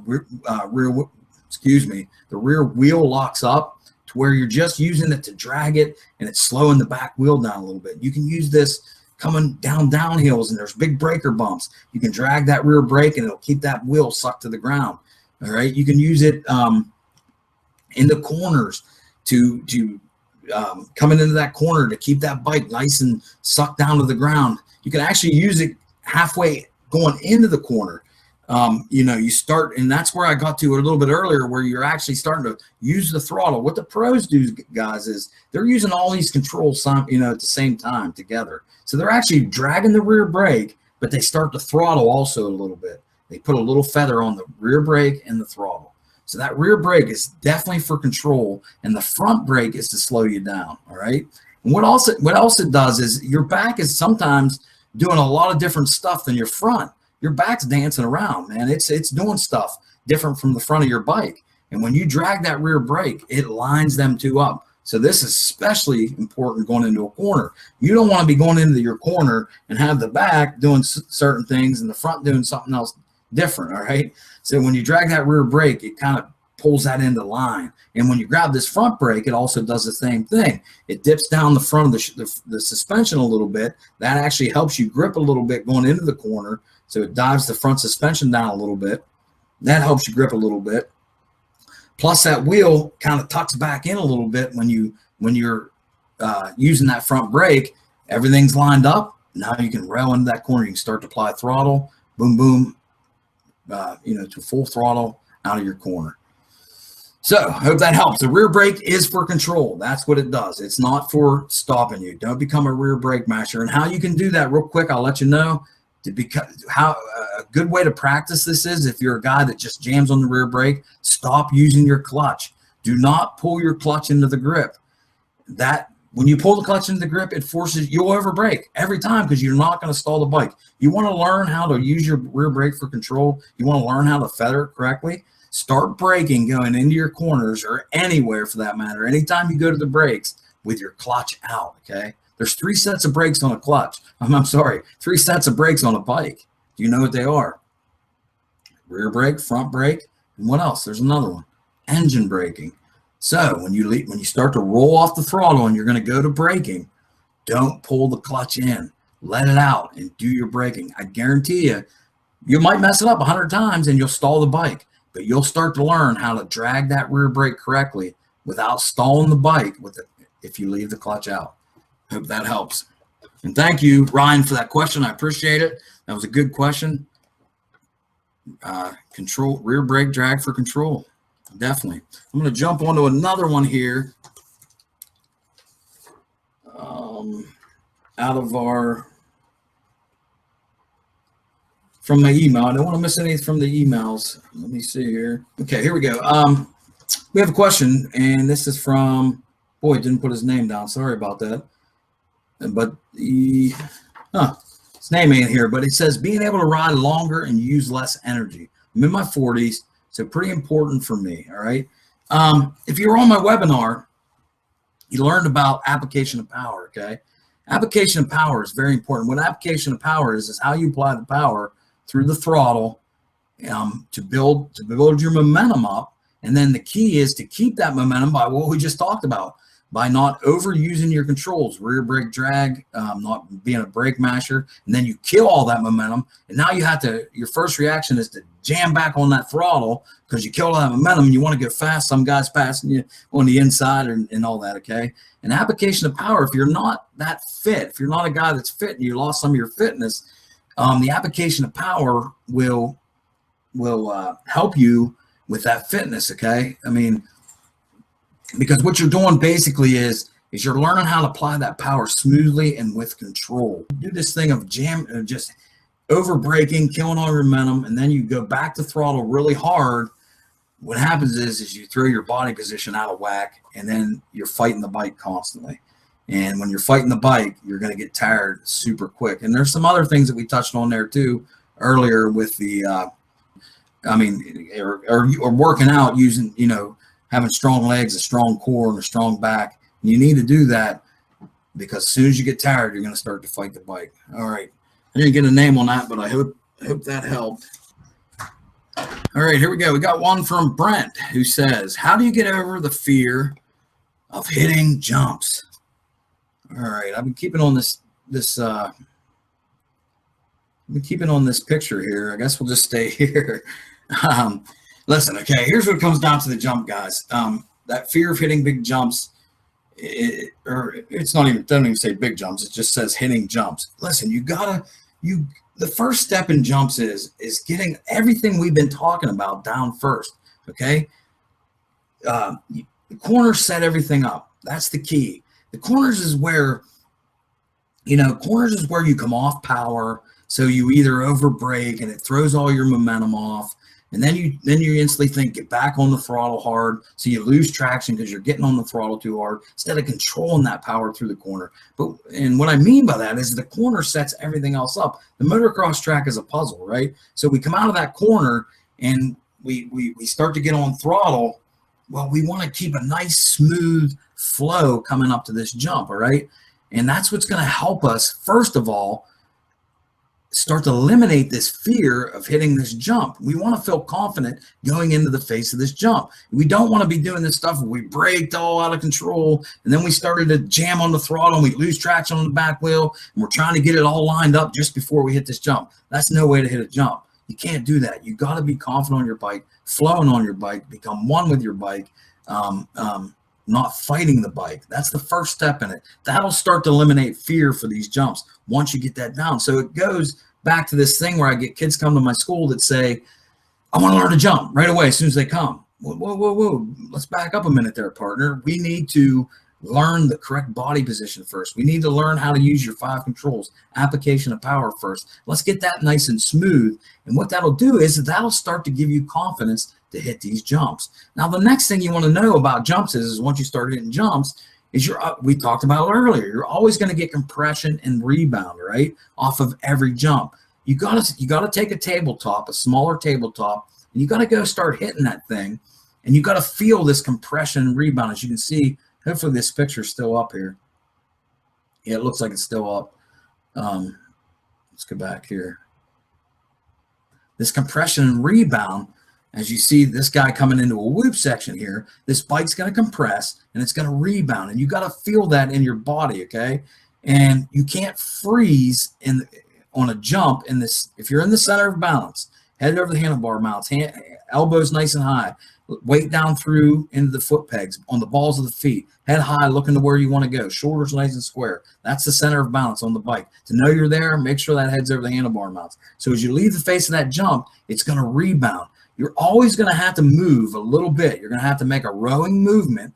As you can see, this guy kind of is doing here, and this guy's kind of doing here. You row to the back of the bike, okay? Because when that rebound happens, it's going to want to push the front of your bike. First of all, your bike's coming up the face of a jump, and which way, as it starts up, say this is a big face right here like this. If this bike starts up, where's the trajectory? The trajectory is this way, right? Because it's coming up the face of a jump. Depending how long it is, depending how short it is, it don't matter. The trajectory is still this way. So as you leave that, though, your compression happens, and then your rebound happens.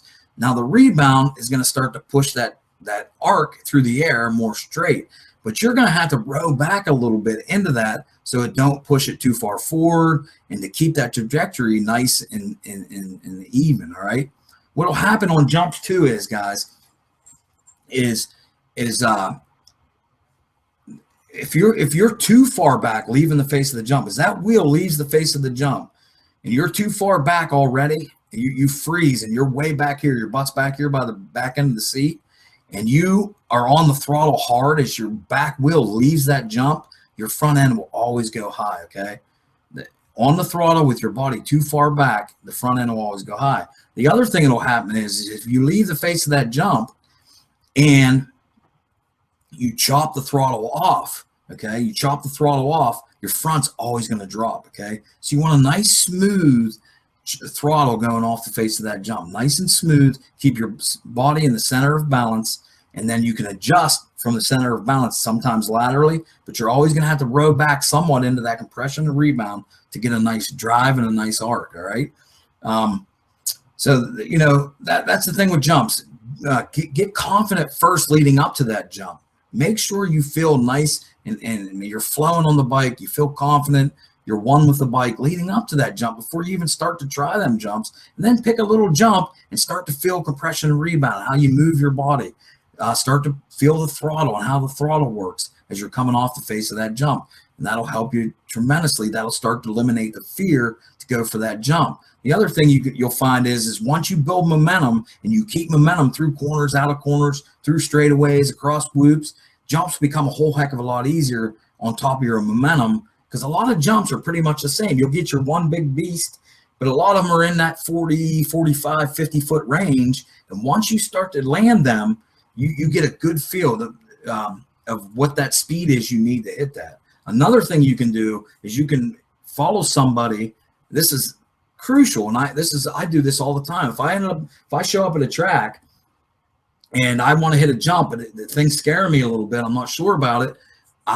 First of all, I come out of whatever the obstacle is leading up to that jump. If it's whoops, if it's a corner, I make sure that I feel comfortable. I got my speed, and I follow somebody through that hits that jump, and I match their speed. And at the last second, if I can peel off to the right or left, I will, or I just get on the brakes hard and just roll up over the face. But I matched. I was like, all right, now I got their speed. And I watch the guy. He'll clear the jump. He'll hit it, and that's the speed I need. And I'll do that 10, 15 times. All right, I got the speed. I know exactly what I need, and then it's just the commitment you got to make in your head. You got to just let the fear go. There is going to still be a part of it's a little bit scary. You just got to break through that fear, and just you're doing everything right now. You feel comfortable on the bike. You got the speed. And you've been practicing on a smaller jump. You know how to move the body with the bike. If it drops in the front a little bit, or if it goes nose high, and you know how to move your body. And you just got to say, I'm going for it. I'm going to do it. All right. So it looks like we got another question here. And thanks for the question, Brent. And I hope that helps with hitting jumps, man. How to get over that fear of doing that. Build that, eliminate that fear by riding confident on your bike. Practice. Get the corners down. They're key, guys. How do you get your confidence back after a big crash? By Justin. Great question. Here's what happens with your confidence. After a crash, it's going to go away. It's going to happen. There's no doubt about it. I've been here a million times myself, guys. And as you start to come back, You know, there's a lot of timing in motocross, hitting your lines, timing on your movements, what we just talked about on this stuff. And this stuff is going to be off. It's going to be off. It's going to be. You haven't rode. If you've been down for 6 months, 4 months, 4 weeks, a month, whatever the case may be, if you go for a month, you're going to lose some of this, all right? Some of this is going to go away. And the key is to get back out there, and you got to push through any fears you have and just ride. Get on the bike and ride. Get out on the track. It's not going to, don't worry about it coming to you right away. Don't worry about it like you need to get back out there and be just as fast as you were before. It's not going to happen. You got to build back up to it. You got to put laps on the bike. This will start to build the confidence back up. It'll come. It'll come for you. It'll slowly come. You'll start to hit your lines better. You'll start to apply your throttle better. You start to move your body better. The body position and movements. And it'll slowly come back to you, right? And actually, not slowly, it'll quickly come back, depending on how much you're practicing, all right? I've been there a million times with these big crashes. I was down for a year, destroyed my knee, and I didn't even freaking wreck. I come off a jump, and my foot slid off the foot peg, but my leg was locked tight, and it jammed into the ground, broke my tibia and my femur, and blew my knee completely out, MCL, ACL. I was literally in a wheelchair for a year. They had to reconstruct my femur. It was mush. I come back, and they said I'd never walk right again. I would never, ever walk right again. I'd limp. Forget motocross. You're done. And so here's the other thing of that. You got to have the right mindset. You got to believe. You got to get back up. You got to never give up. And my mindset was, you know what? I'll be back on that bike. I don't care what it takes. I'll be back on that bike. One of the biggest things you can do is take your physical therapy serious. I attribute so much to my physical therapy. I went in there and I told my physical therapist, the doctor says I'm going to walk with a limp. I'm going to do all this, blah, blah, blah, blah, a bunch of bull crap I heard coming out of his mouth. I want to push me hard, push me. I want this long leg strong again. I broke my left leg. I want it strong again. And, that was a key to that he took that. You just go in there, your physical therapist, they're going to help you, but, say I race motocross, and I don't care what the hell you think about it. I'm getting back out there on the bike. So I need you to push me and make this. You're the guy that knows how to rehab this leg. Push me, make it strong again. I'm not giving up. Okay. And then what's going to happen is you're going to have to swing a leg over that bike and get back out there. And you're going to be rusty as all heck, rusty as all hell. Right. But you just got to start to feel to just get back in the motion of it, to ride and to get back to it. And you'll come back. You will. I made the comeback. Some of my best riding came after I broke that leg. My best riding years came after I broke that leg. That's what happened. And I can tell you another quick little story real quick. And that is, you'll face guys that I was racing a guy at the time, right when I broke my leg, that was, I beat him, but we were really close. He ran right with me, but I'd always beat him. Boy, he could run right with me, all right? Well, after this year of breaking my leg and being out, I come back, and I was rusty. But you know what I did? I just went out there and raced. And this guy beat me because I wasn't up to my full snuff yet. I wasn't up to my full potential yet, back up to it. But I knew it was coming as long as I kept riding, kept racing, kept pushing, kept having fun, kept relaxing, just kept enjoying what I was doing. Well, this guy, he beat me. And it was kind of funny. I'll never forget it. I was sitting in the pits, and he could never beat me before. And he came walking by with all his buddies, and he looked at me and gave me one of them smirks, like a kind of cocky, like look, like nodded his head, like, got you. And I remember thinking to myself, dude, you have no idea. Like, you have no idea. I'm down and out right now. I'm making a comeback. I promise I'll be back. In my head, I said, he never spoke a word to him. He kept on rolling, and I let that anger and that what he did just push me even harder. And it wasn't long. I just got out there and kept practicing, kept pushing. And guess what? It started to come back, come back. And it wasn't long where I went back out and beat this guy and put a hurting on him. And I'm telling you what it did. It broke him. It actually broke this guy. It was funny. I seen it happen. I watched it break this guy down. And, that cocky look didn't come around no more. And actually kind of what happened was he kind of went away, and I didn't see him ride no more. And he never showed up to races. I seen him about 6 months later, and I was blown away. He got fat as hell. I couldn't believe it. I was like, oh my God. Like, so, we never talked, me and this kid, ever. It was weird. We just had this we were enemies basically, and never became friends or nothing. Well, I actually said to him, I said, I had to talk to him. I said, dude, what happened to you, man? We've always raced together, and you were always good at, running with me and everything. Jeez, dude, you lost it. What's going on? And he told me there was a lot of personal and some stuff going on, but he told me straight up that you broke me that day. And it just and he let that feed in his head when I broke him. And what'll happen, guys, is if you let that someone break you down like that, and you let it mentally take over in your head, you're going to get broke down. You got to push through that. You always got to never give up and always come back. Okay. I appreciate you guys being here. Thanks so much. Listen, this is what we're going to do in the Motocross Training Academy. This thing's closing in 2 days. You can see the join now button below. You can join right now. You can get in for $197. You're into the program. There's only going to be 3 easy payments after that. Like I said, we're shutting her down in 2 days. And this is what we're going to do, just what you're doing here, but it's going to be only for the people that are in the program. Once you're in, we're going to do these live sessions just like this. We're going to do a monthly session just like this. You can ask me any question you want. We're going to go over video, all kinds of stuff. I'm going to critique a video of you. You're riding. You're going to send me a video of you. I'm going to show you everything just like you see a video here, what you're doing right, what you're doing wrong. We're going to break it down, make it right. We're going to have a private Facebook group just for us, so we can communicate in there and help push each other. We're going to do a monthly one-on-one coaching call where you're going to talk to me over the phone or even here on the computer, and I'm going to help you with any question you got, anything you got to help you. And and if you're interested, you can come train with me for 2 days, June 11th and 12th, where I can show you all this stuff live, one-on-one, and we can implement it and put it together. All right. And it's going to be a great program. It's called Win Your First Race. And the goal is to help you win your first race. I mean, get out there and feel confident, feel in control, have flow. Don't be out there scared, sketchy. I promise that won't happen. It's not going to happen. You come train with me. I'm not going to let that happen. You are going to go out there with confidence, control, and flow. And you're not going to worry about being one of these guys that are at the back of the pack. Or even if you have raced already, we're going to build you up to even doing better, right? I had an email where a guy said he won a couple races, and that's awesome, but we can always improve in this game, the whole way up to being a Dungy. Dungy's still improving. Dungy's out there taking what he's learned when he's out there on the track from the Supercrosses, if you're watching them, and he's going back and applying it, okay?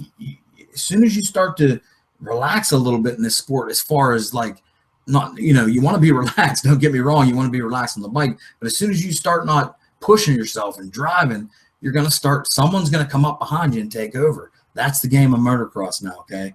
It's all about swinging a leg over a bike. And there's only so many things you do on this bike. We can all ride the bike to its full potential. We all have the potential to do that. Every one of us. Okay. There's nothing special about this. It's really not. Okay. Once you learn the fundamental techniques, we can all ride. It becomes what it turns into, guys, is it becomes more, as you get better, a mental game. All right. What we have is we have 3 things you focus on. You have your body position and movements. As you see this picture in this guy here, that's your body position, your movements, your lateral movements, and your rowing to the back of the bike. We have your application of power, which is master your 5 controls. Using your controls, your clutch, your throttle, your front brake, your rear brake, and your shifter. Kind of touched on that already over this. Rear brake for control, front brake to stop you, application of power to build momentum, using your rear brake for control to not kill that momentum. And when the third thing we have is the fitness, which we touched on, and the mental aspect, building confidence, okay? They're all joined at the hip, all 3 of them things, okay? If one is lacking, it'll affect the other one, right? If your body position and movements or if you're freezing up as an amateur and you're tight on the bike, it'll affect your fitness and it will not build confidence. The name of the game in motocross is what I call having your swagger, building your swagger. You want to have swag, man. You want to go out there and feel confident on this bike. But these 3 things are joined at the hips. And if one of them's lacking a little bit, body position, movements, application of power, it affects the mental toughness, the fitness, and the swagger. Okay. But you can go out there with a lot of confidence, but your body position and movements totally suck. You're freezing on the bike. Well, it's going to start to affect your application of power. You're going to start to fight the bike. So you're going to start to get tired, and it's going to create this vicious loop.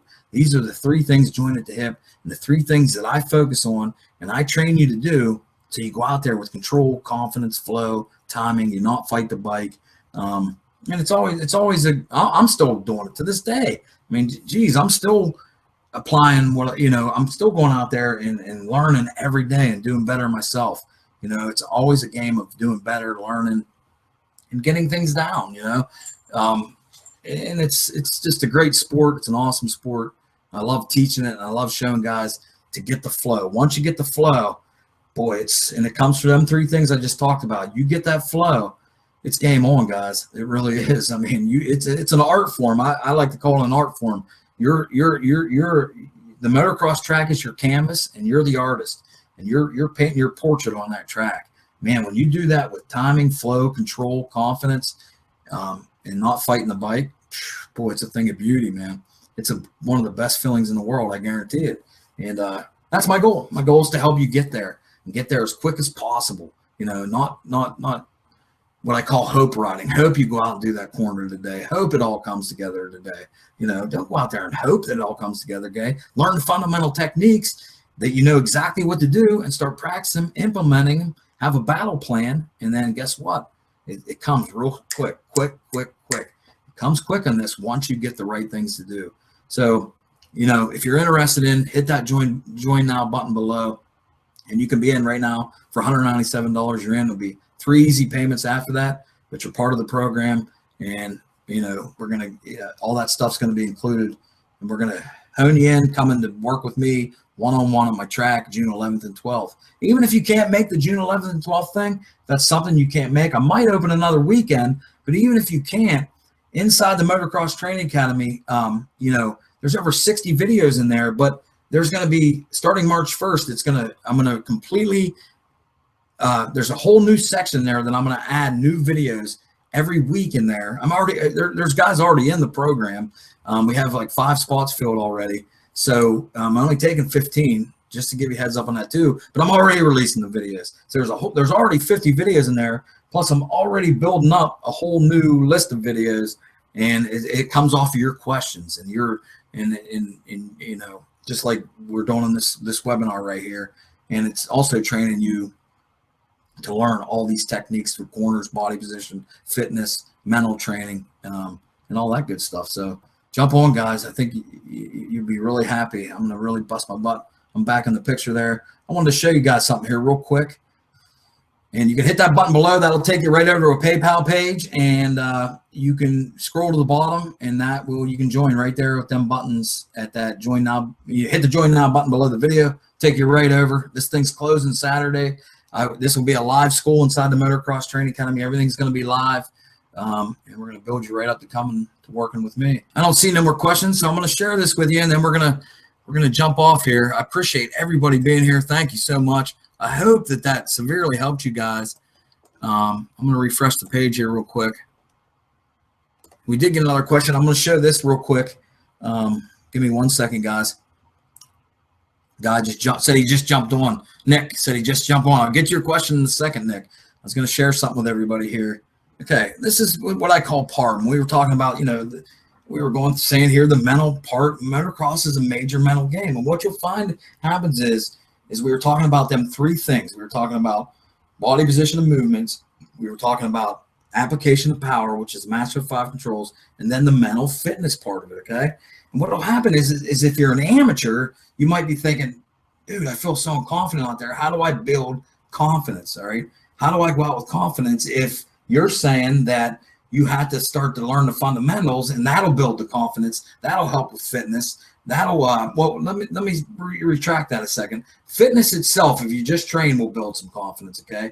But what'll happen is you swing a leg over a bike if you're a total amateur, and you'll feel just way out of place, and you're like, you have no control, you feel totally unconfident, and you're like, man, how do I build this confidence? Okay, well, number 1 is you got to set a goal. That's the first thing you got to do. And whatever that goal may be, if it's just to race your first race, if it's you raced a little bit, but this year I'm going to get 5th, okay? I'm getting 5th this year. I'm going to get 5th place this year.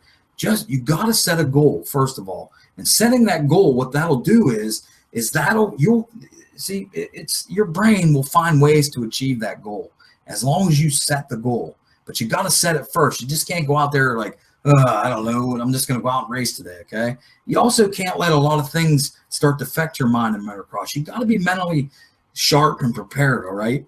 And so you can't go out there and maybe you and the girlfriend got in a fight, or you had trouble in school or something. You got to let that stuff go and push it aside. When it comes race day, you just got to be prepared for the race, being at the track. All the things are going to happen. Motocross happens at speeds that are fast. A lot of things are flashing into your head, and you got to be ready for that. All right, so you got to let all that stuff out, and you got to set a goal. Okay. Now this PARB you see here, this is something I just want to share with you real quick here, and it's what we all go through. And this don't matter if it's trying to lose weight, whatever the case may be. We all go through this simple system, which I call PARB, P-A-R-B. And what it is you have potential. So we all have the potential, every one of us. We all have the potential to race motocross. My grandma has the potential to race motocross. As long as she's taught right, she goes out there and tries it, but she might not be the fastest. But she has the potential to race motocross, right? But the potential won't get you nowhere unless you take the action. Okay, you have to take action. All right. So a lot of guys get stuck right here. A lot of guys, they have the potential to ride. They're just like, they let the fear take over of trying the jump. They let the fear take over of trying to go out and do their first race. They let any kind of fear take over, and they never take the action. Okay. Listen, taking the action will eliminate the fear. Boom, it's gone. You took the action. All right. But what's going to happen after you take the action is you're going to get a result, no matter what that result is. And if the result's bad, if you get a bad result, so that's our result. So you go out, you try the jump, you race your first race, you get a result. Now, here's where people can get stuck here. You get a result, and when you get that result, it might have been bad, right? So it affects your belief. That's B. So what you start to do is you start to tell yourself, I'm too old for this. I can't do this. I'm not enough shape. I came up short in that jump. This ain't just for me. And you get stuck here. You let your belief stop you. Okay. So that's why I said first set a goal. Second of all, don't let your belief stop you, because you still have the potential. You just got to go back through the circle again is all you got to do. You got to go back to your potential. Okay. You let the beliefs there telling you that you're not good enough for this. You can't do this. You can't win your first race. You're too old, whatever it may be. Well, you go back to your potential. Okay. That's what you got to do. And in this situation here, you might talk to a buddy. You might search YouTube videos and see what happened to where you can improve. All right. You might come see me for school. There's a plug. Come see me. I'll help you make your potential better. But then you got to learn wherever you learn that, from a buddy, off of YouTube, just maybe from the result you got. It might be you think, okay, I was on the throttle too hard. I didn't brake correctly. I didn't use rear brake drag. You got to go back to your potential, and you got to take the action again. A lot of people get back here and then get stuck again. I'm not, because of their belief. They'll tell themselves all them things. I'm not going to try it again. Well, you can go back to your potential, take the action again, and keep going through this system until the result starts to improve and the belief starts to tell you, I can do this. This is possible. I can go out there and race. I can ride. I can hit these jumps. Well, guess what? Then the potential goes back up. You got to take more action, more result. This is with anything in life, guys. This is how it works. It's as simple as this. All the potential for us to do anything. I don't care what it is. We're human. We have the potential to do anything. We want to be an acrobat, anything crazy. With our potential's there, we just got to take action to try it. We get a result. We get a belief, and we don't let that belief stop us. We go back to our potential, make our potential better, take the action. And this is what the people like Ryan Dunn, this is what motocross turns into. It's a massive mental game. As you get good with your body position, your fundamentals, your application of power, when you get up to a Dungy kind of person and to Stewarts and Dungies and Reeds and Webbs and Tomacs, it's more of a mental game now. They're playing this thing right here constantly. Potential, action, results, belief, potential. Dungy gets beat. Tomac gets beat. He comes back from an injury. He has to just keep going through this process and believing that he can come back, believing that he can win, believing And you'll see, you'll let some of them guys will let this break them. Some will come back and win championships like Dungy. And that's the key to it, guys. Hope that helped. All right. Okay, I got one last question from Nick here. Let's jump over here, back over here. I'll keep this 10. Give me 1 second. And Nick says, I just got on. Sorry. Thanks, Nick. Thanks for jumping on. I appreciate it. Hope so far, I hope you hope that carb thing helped and you got some value out of this. I just got on. Sorry if you went over this already. How do you go over a jump that has a kicker?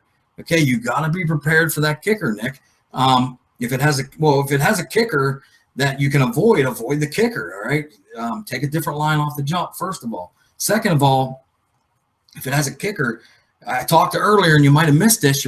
Your bike's always going to compress and rebound, all right? So when you hit that kicker, what is happening is you might already have that thing might be compressed a good bit, and you have a lot of weight pushing down through your pegs.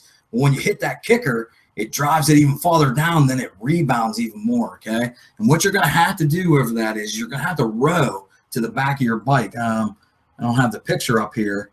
Let me see if I can get it back up real quick. See me real quick here again. We can just use this picture, but you can see this guy kind of come over and jump here. It's going to kick you. The front of that bike is going to want to kick down, right?